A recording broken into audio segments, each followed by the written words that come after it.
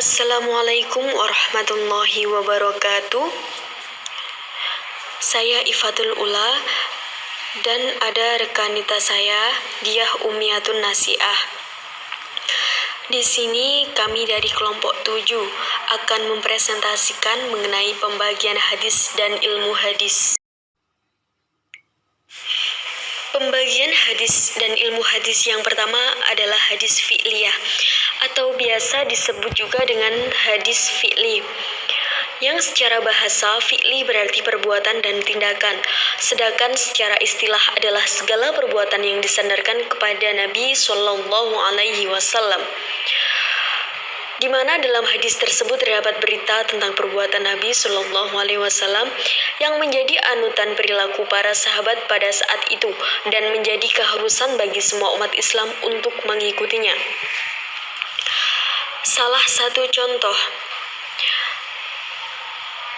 dari Siti Aisyah radhiyallahu anhu berkata, Rasulullah Shallallahu Alaihi Wasallam mandi setelah 4 perkara, yaitu mandi janabah, mandi hari Jumat, mandi setelah bekam, dan mandi setelah memandikan mayit. Hadis riwayat Abu Dawud dan disahihkan oleh Ibnu Khuzaimah. Di mana dalam hadis itu berarti kita harus mengikuti apa yang sudah dilakukan oleh Nabi Muhammad SAW atau perilakunya tadi. Seperti itu.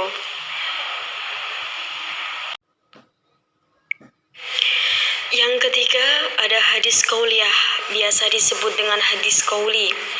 Qauli secara bahasa berasal dari kata qaul yang berarti ucapan dan perkataan.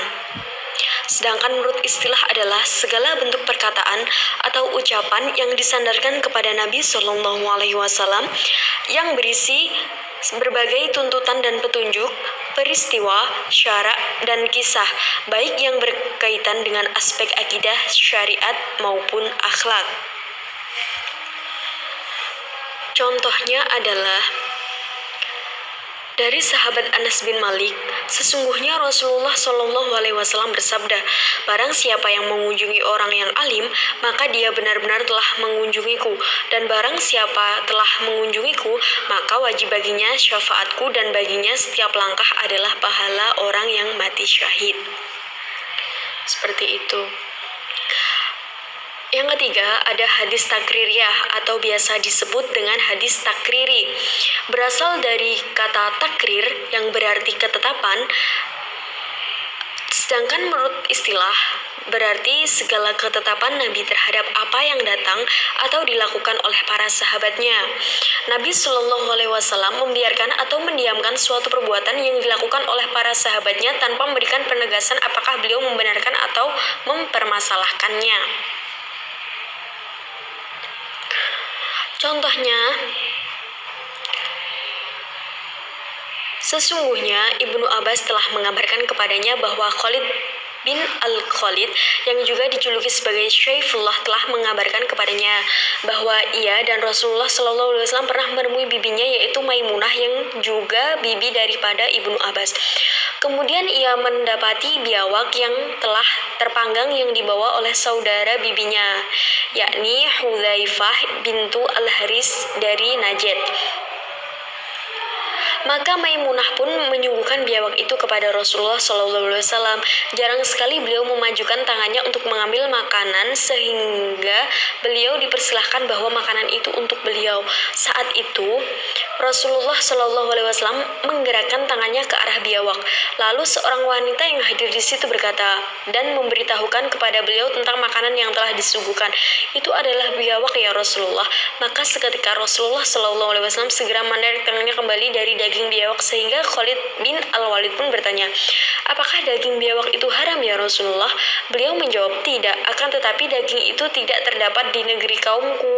Karena itu aku tidak memakannya. Khalid berkata, lalu aku pun menarik dan memakannya sementara Rasulullah SAW melihat ke arahku. Seperti itu. Lalu yang keempat ada hadis riwayah. Hadis riwayah adalah ilmu yang mempelajari tentang periwayatan secara teliti dan berhati-hati bagi segala sesuatu yang disandarkan kepada Nabi Muhammad, baik berupa perkataan, perbuatan, persetujuan, dan sifat, serta segala sesuatu yang disandarkan kepada sahabat dan tabi'in. Objek pembahasan ilmu riwayatul hadis, sabda Rasulullah SAW, perbuatan beliau, ketetapan beliau, dan sifat-sifat beliau dari segi periwayatannya secara detail dan mendalam.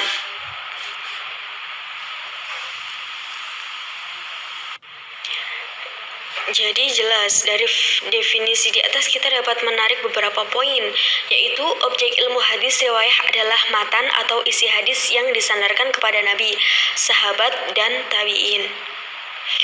Ilmu hadis riwayah mempelajari periwayatan yang mengakumulasikan apa, siapa, dan dari siapa suatu riwayat. Seperti itu.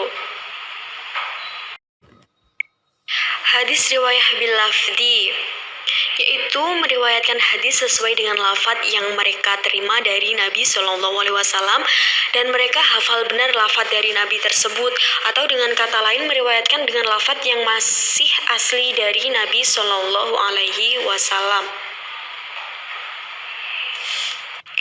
Oke, dapat kita lihat pada hadis-hadis yang memakai lafaz-lafaz sebagai berikut contohnya.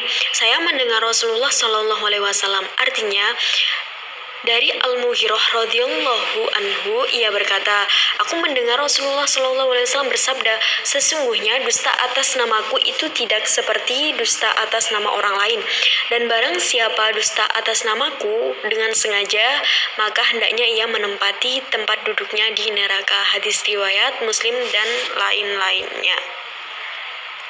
Seperti itu ya. Hadis yang menggunakan lafaz-lafaz di atas memberikan indikasi bahwa para sahabat langsung bertemu dengan Nabi SAW dalam meriwayatkan hadis. Oleh karenanya, para ulama menetapkan hadis yang diterima dengan cara itu menjadi hujjah dengan tidak ada khilaf. Seperti itu.